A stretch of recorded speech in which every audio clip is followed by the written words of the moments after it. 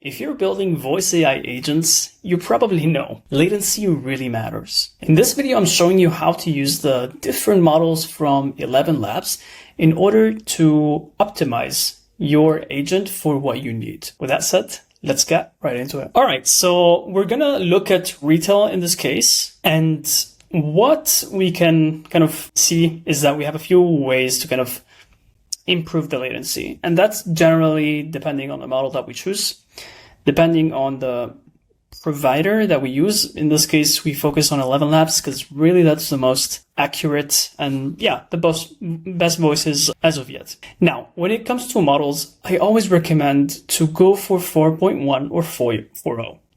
4.1 actually cheaper, but also a lot quicker. It has, well, I wouldn't say a lot quicker, but it's quicker generally. And it has a lot more conversational vibe to it. And yeah, it can handle a lot larger context windows. So that's kind of an interesting fact. But 4.0, I mean, still also very smart. It tends to be a bit smarter than 4.1. But the reason why I recommend those two is just generally because they're good at function calling. Nano, Mini, like all these, let's say, cheaper versions, they might look cheap, but you might be eating out on the ability of it to, first of all, follow what you say and use tool calls properly. So I wouldn't cheap out on that. I would be really, careful if you're going to build that for agents. But let's get to the core of the matter here, and that's the voice models. Now we have a few from 11 Labs, and by default, you pretty much get the 11 Labs Turbo V2, which is, English only, as it says. It's fast and it's high quality. So I think this is actually, by default, the best.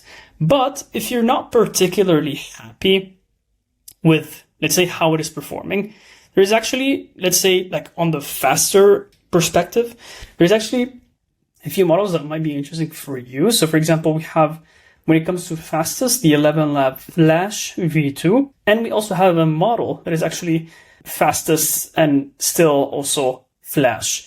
Now, this comes with, let's say, trade-off, and that is that we're talking about medium quality and also medium quality. So you really need to be careful on, let's say, what are you trading what for what? But again, if you're going to go for something that is, very fast, this is probably the best choice.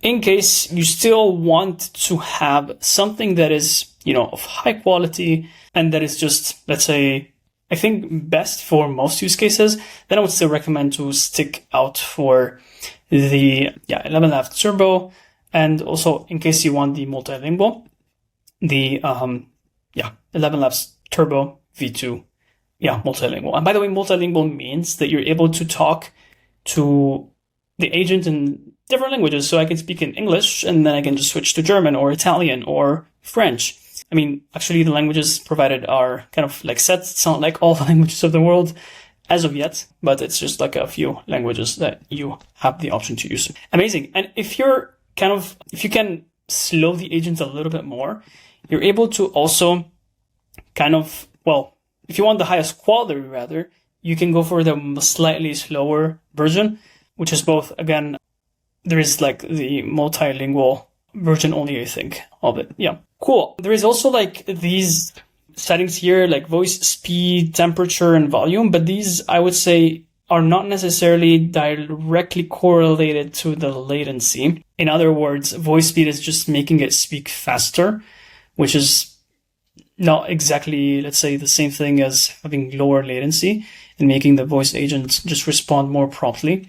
So I would be careful using this too much, although depending on the context that you're in, it might be useful. Temperature, it's simply about guiding how much you want it to be creative and just, follow it a bit less what you tell it to do, but just use a bit more creativity. I just like it to be between like, either a 0 if it's like super precise, it needs to be super precise, or we can make it a bit more emotional.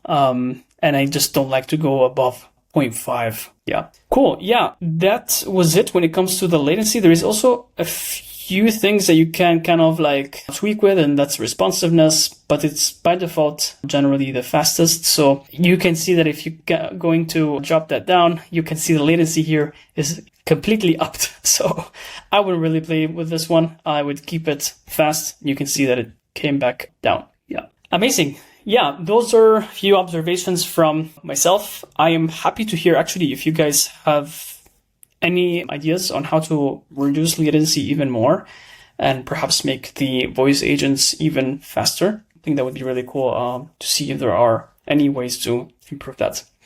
With that said, I thank you for your attention. And if you have any questions, please leave in the comments, and I see you in the next video.